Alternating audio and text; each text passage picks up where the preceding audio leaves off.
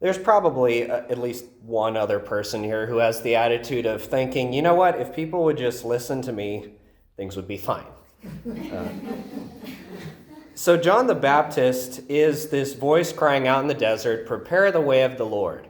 And in some sense, if we all just listen to John the Baptist, we'll be fine.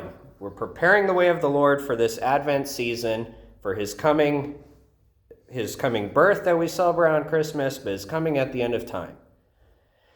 And you could just listen to John the Baptist saying like, hey, go repent, do all sorts of different stuff, prepare the way of the Lord in all sorts of different ways.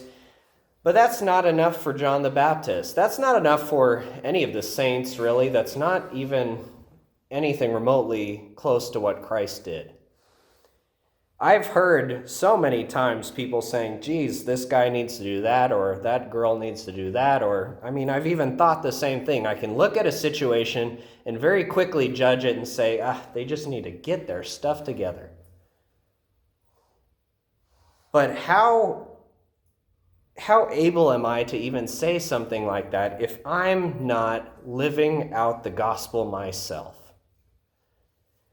Before I look out into the world and say, geez, there's so many problems with everything, have I even thought to look into myself and say, how is the Lord calling me to fix the situations that I have power over?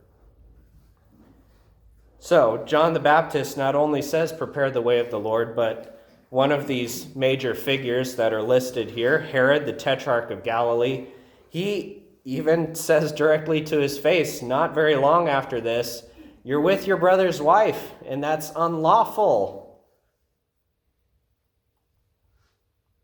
He not only says to other people, you need to go make straight the paths of the Lord, but he goes and tries to do it himself. And again, Christ is the best example of all of this. He not only tells you, love one another as I have loved you, the I have loved you part looks like this.